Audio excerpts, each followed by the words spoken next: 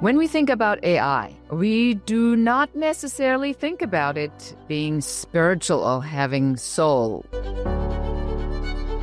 AI has a soul depending on how you configure it.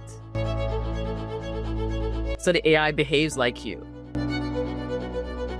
If people have souls and we can replicate a version of a person, yes, it has a soul. There's no limit to how many people I can help with a digital twin. What if we take the AI and configure something like a human with the empathy and the therapeutic support? And isn't that what spirituality is about? It's about believing in the goodness of humans. When we think about AI, we do not necessarily think about it being spiritual or having soul. We think about it with worry. Will it replace us? Will it replace our jobs? And Stephanie Sylvester from Avatar Body is here today to talk to us about optimizing versus humanizing. Stephanie, my opening provocative question for you is, I'm holding nothing back today. Does AI have a soul? AI has a soul depending on how you configure it. So what does that really mean? Yeah, what does that mean? So what we create digital twins of people. And what is a digital twin? I give you a personality questionnaire and you complete it.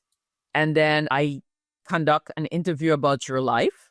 And you tell me about your life in 10-year intervals. And I take all of that data and we give it to the interview. We give it to the small language model to process. And then the personality questionnaire, we have a rubric that we use to interpret what that is.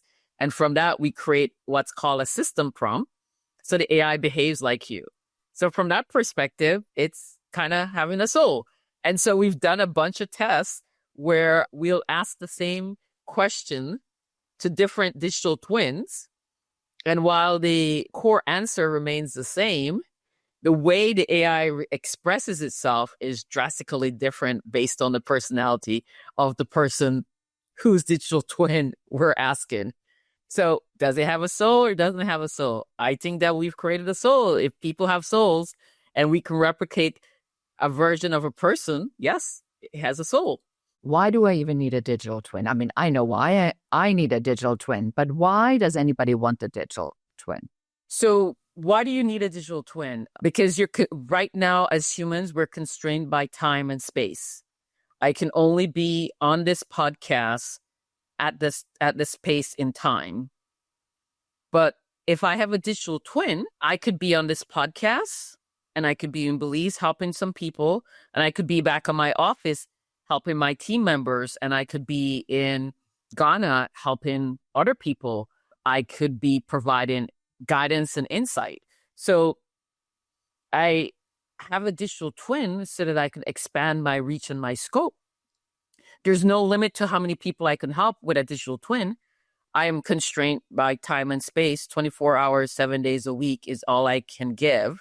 So I can only mentor X number of people. But if I have a digital twin that's configured like me, with my likeness, my worldview, then why can't I mentor 50 million people? That's very powerful. So will it help me then to scale? Yeah. How do I decide what I want to scale? So how does somebody start with this? So this is really something that I'm getting my own head around. And you and I, we had a conversation around me building this SaaS product where I want to take all this knowledge that I have accumulated in all these systems that I've created. And now I want to make it available to everybody so they can take this and then service their own clients with a methodology. So I'm pretty clear on why I need this. So I think there's two pieces we need to get clear on. One is, what can I do with it, which I don't know because I'm not an AI specialist. And then how do I need to set it up so it maximizes something that is a great unknown for me, which is, to me, the most difficult part about it. Okay, so I'll just take an example of a digital twin. One person, we created a digital twin for her, and she uses her digital twin to brainstorm. And she says that she can brainstorm quicker and faster.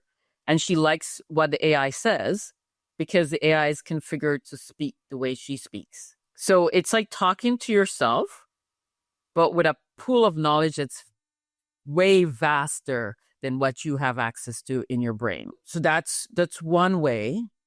We also create function-specific AI agents, and those agents helps you be more efficient, right?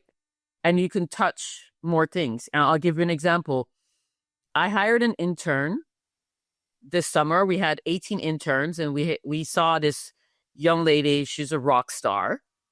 And we invited her to be an intern with us this fall. And we said, hey, we want to be on as many podcasts as possible, but we don't have the bandwidth to apply to all the podcasts. Why don't you apply to the podcast on our behalf? And we have to complete the forms. Every podcast has slightly different questions. It is not something that you can give an intern to do and have them do it well. Well, why does she do it well?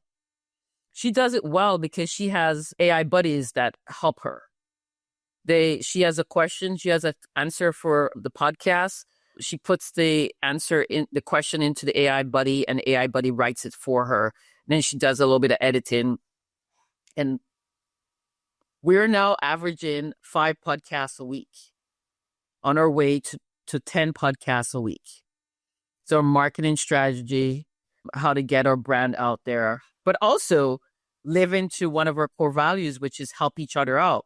It's just as difficult to be a podcast host as it is to be a podcast guest. And so being able to be on people's podcasts, we're helping them as well as they are helping us. It's a win-win.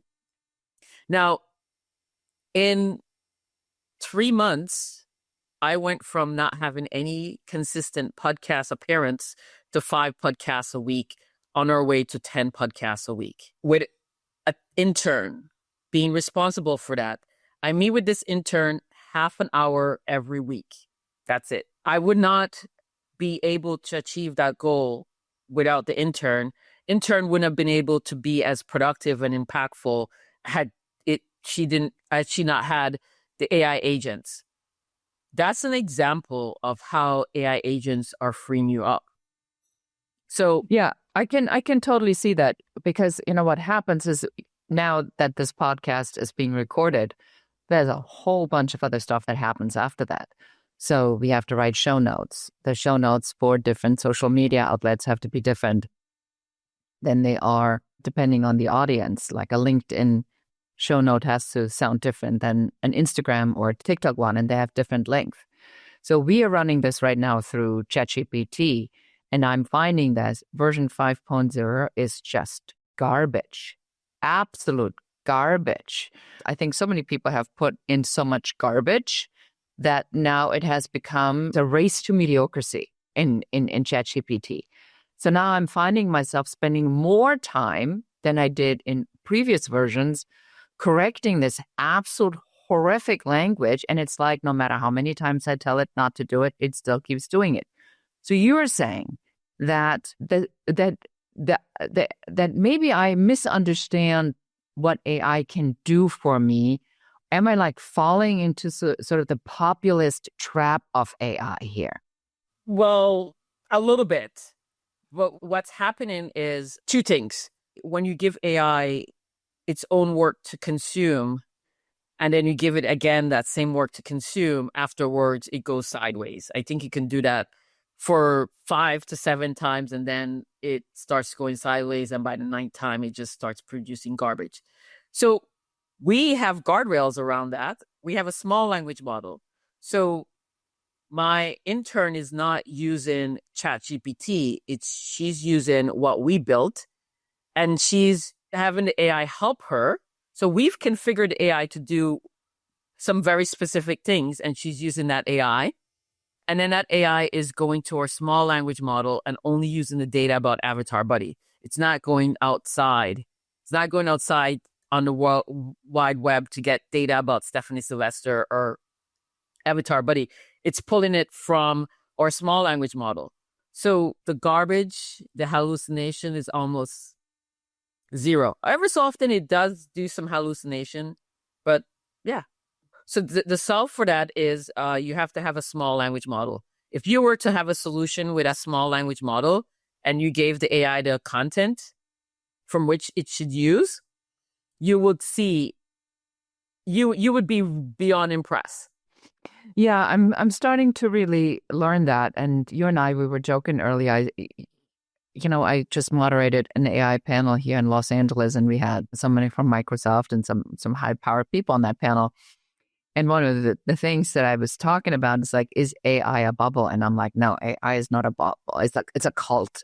Essentially, we are living in the AI cult, and there is no bubble to burst. We're what, at 2%, 5% of what the capabilities are, or maybe we are at 0.1%. So we are in a discovery mode, I believe, of what it can do. So I want to talk now a little bit about your trigger point. I'm sure you didn't wake up one day and all of this was on the top of the mind. What was sort of this moment where you said, there's a spiritual component I need to bring in? Where was this moment where you said, this is the direction I want to go and I can live with the way I built this? I don't think it's one moment. It's an evolution over time. So if you indulge me for a second, when I was like 9 years old, I started reading Economist because my dad would bring it home. But if you're 9 years old, I mean, at least I was not that smart. So I could only understand the job listings and the obituaries. And I wanted to be somebody that could be in the Economist obituaries. And I wanted to be able to be smart enough so that I could get a job that was advertised in Economist, because I thought those were really cool. They just seemed like some really cool jobs. And I went to school. I got a master's in economic development and Latin American studies because I was going to go back to Belize and help develop Belize. And then that didn't happen.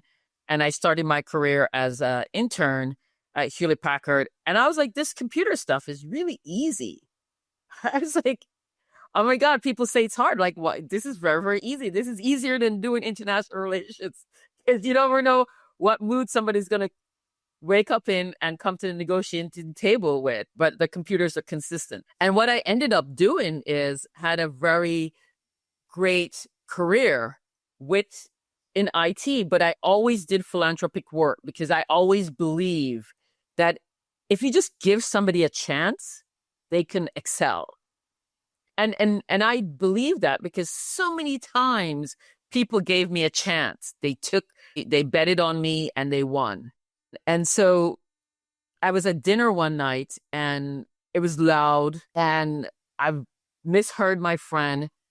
And I thought she said I should create a digital mentor because we were talking about how difficult it is to find mentors.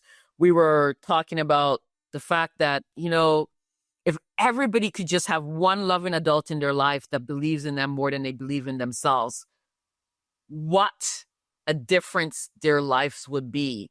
And then what a difference the world would be. And I believe that. I believe that to be true.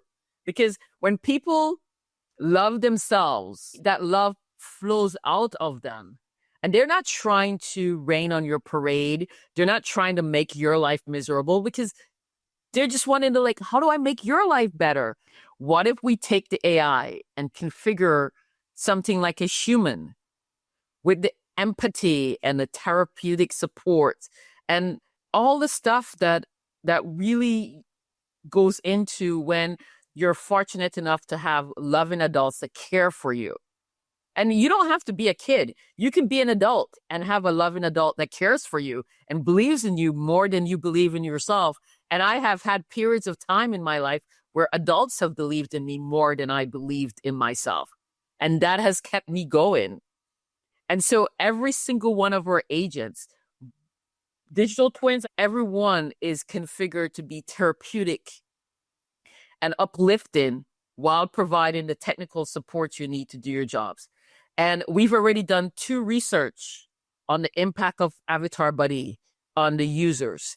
And we consistently come back with they learn more, they retain it longer, and they have higher self-esteem. That's because if you are intentional with how you create your AI agents, they can provide you with that support and that encouragement so that your back is a little bit straighter. You're standing up a little bit taller. And when people stand up a little bit taller and their back is a little bit straighter and they go and they talk to the AI and the AI gives them something and they share it with another human and that human validates them, the beauty of what comes out of that person.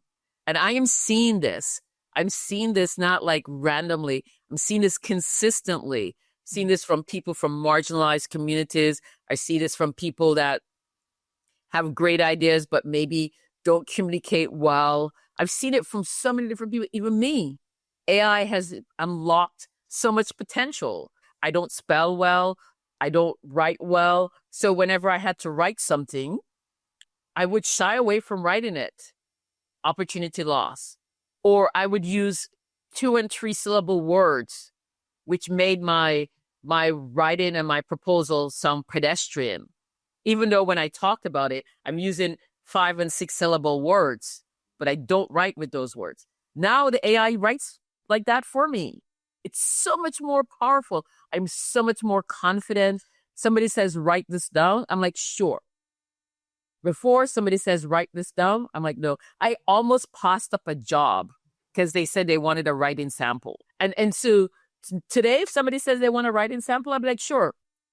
I'd be having my editor buddy help me write a writing sample. So that's where taking AI and infusing that kind of therapeutic support, that encouragement in there brings out the kindness in people, the confidence in people. And isn't that what spirituality is about? It's about believing in the goodness of humans. It's believing in the goodness of this world. It's about being in a state of gratitude because I woke up this morning and there was like a lizard on my blocks in my yard. And I took a moment and I watched the lizard sun itself.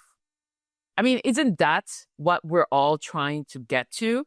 Like, get into a place that is bigger than us, that's more complex than us, and having us be part of something greater than us. And I think that with AI, you can get that, not only because it helps you build up your self-agency, but because it creates more space and time for you to take the time to follow the things about spirituality. You know, it's only luxury people. It's a luxury. How many people can take off 7 days and go to the woods and do a silent retreat? I can go on silent retreats 7 days, can't find me, everything's turned off, just me, myself, and I. And I'm so much enlightened and better when I come back. But that's a luxury that I can afford. How many people can afford that? But imagine if you could do that on a day-to-day basis. You know what I'm hearing here is I'm almost hearing a reverse engineering part, because I think what happens, and correct me if I'm wrong here, I think most people look at what they're doing and then they are seeing if AI can take some of these over. That's not necessarily what I'm hearing from you. I'm hearing you having reverse engineered the whole thing by understanding first the possibilities of AI and then picking it. Tell me more about that. Am I on or off here? Absolutely. Absolutely. When we go to a company, I do a thing called an AI opportunity mapping session, and I will offer it to anybody that listens to your podcast. It's complimentary. We don't charge you, because just as much as you're deciding whether we're a good company, I'm deciding whether you're a good customer. I don't want a customer that's not a good customer. It's about an hour and a half session. And in that hour and a half session, about 75% of the session is talking about us, talking about agile, think a different way of thinking and being if you're not doing agile. Your emotional response to AI. How do you feel about it? What are your fears? What are your excitements? What have you heard about it? What keeps you up at night? So it's all human, all about your emotions, about you. Let's co-dream. What are the pain points you have? Why do you have these pain points? What does it look like when those pain points disappear? All of that. We're doing all of that before we even start talking about AI. And what we have then is we have a foundation where people are able to release their fears. And then we say, okay, you have a business process. I'll give you an example. Recruiting. If you're a recruiter right now, your life is miserable because you put out a job listing and you get 1,000 applicants because everybody's using all these automated AI tools. And you now have to like parse through. And then now you do is like, I can't do 1,000 resume. So you buy some AI tools that now do keyword matching and resume evaluation. And then what the AI brings you are like, these are like, not exciting candidates. And we said, what in part of the recruitment process is broken? The top, the funnel is broken. So we created a recruiter buddy to put on top of your funnel. And what it does is just filters through and only qualified candidates get through. And so what we have now is people throwing their resume. And we say, okay, fine. You come in, you interview with the recruiter buddy. You don't have to give the recruiter buddy your resume. You just talk to the recruiter buddy, just like how you and I are talking, asking questions, answering questions. The recruiter buddy says, yeah, no questions. Okay, no. Ask clarifying questions. You have any questions for the recruiter buddy about the position, about avatar buddy? The recruiter answers or says, you'll talk to Stephanie about that when you interview with her. We went from 100 to 59 to 13. I didn't touch anybody until it was 13 people that had self-scheduled the interview at a time that was convenient for them. I don't know what time they were in talking to the recruiter buddy, whatever time. We have safeguards in place so to make sure that people aren't gaming the system. Those 13 people, such a pleasant experience.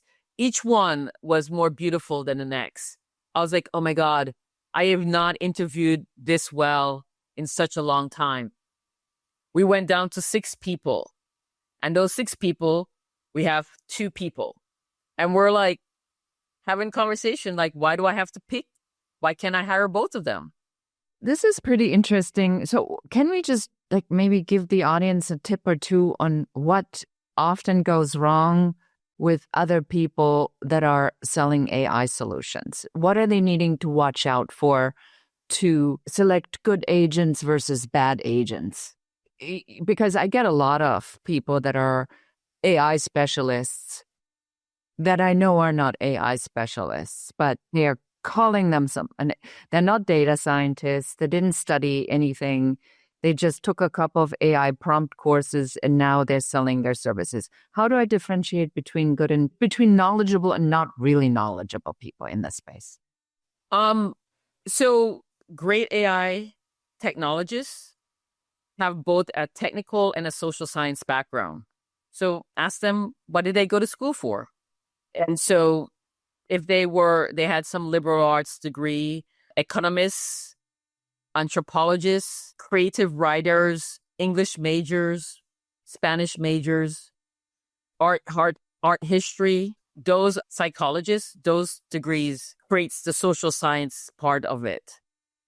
And then ask them what technical roles they have. Maybe they were a developer or they were a QA tester or they were a database administrator, database. If they have those 2 sets of experience, then chances are they're going to be pretty good AI technologists. But it's like completely on the other side of it. This is what I think people have not understood about AI yet. But I think it's going to give all these people that are some completely paradox. I have so much what we consider inherent friction or lack of clarity about the thing that they pursued. It gives all these people an opportunity. Absolutely. And I was coaching my intern today about, she has such incredible personality and ability to learn and pivot. And I said, don't major in a subject that's going to suck your soul out. Major in a subject that's going to make you brighter, because by the time you're ready to go to work full time, AI will have all the knowledge, and you will have created, if you didn't have, not in the LLMs, but the small language models are going to be, everybody's going to be having those. And so you'll have data, so you don't have to remember all of this stuff. As ability to do interpersonal skills and all that, that's what's going to win the day. And so I think that's a great thing. But I'll tell you one other side, because I want to make sure, because I don't want it to come across like if you have a computer science degree or an engineering degree, you're now out of luck.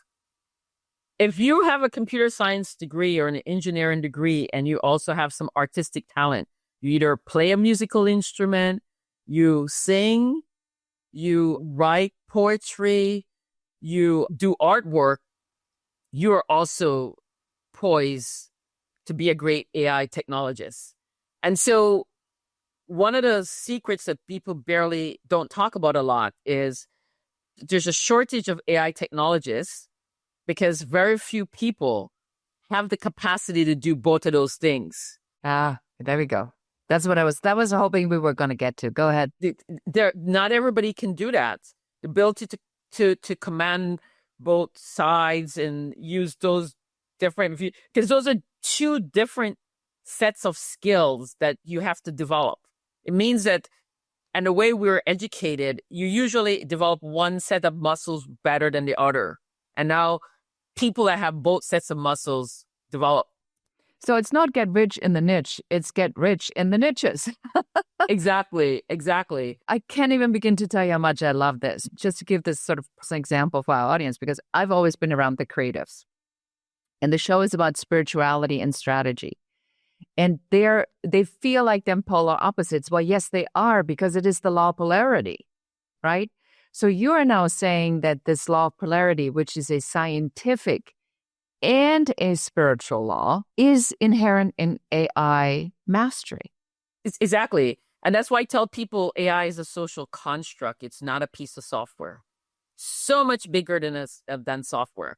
And if somebody comes to you and says they want to implement AI like they would implement software, run away, because that means they don't know what they're talking about. Yeah. They have said that people that are trying to put AI over an existing formula will fail. Yeah. So, when we have the most success with our AI? When we roll it out the way you onboard a new employee. You sit down with an existing employee and you understand how they work, and you configure the AI to work in their environment.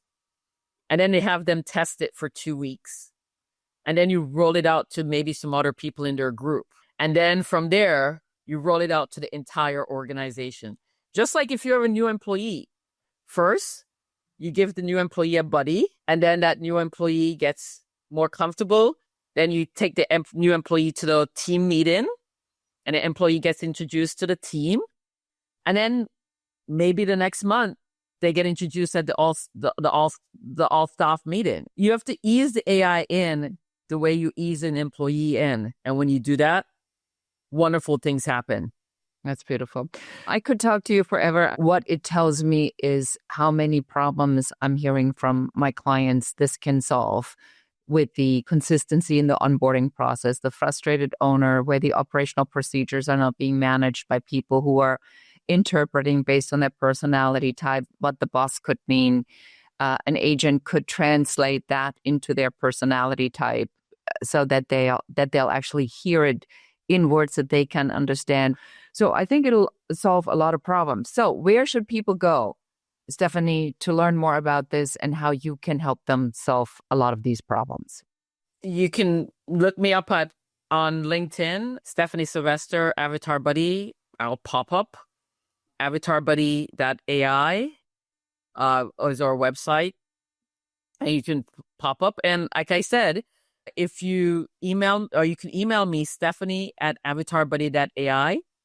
Say that you heard me on the podcast, and I will send you a link to do a half an hour consult.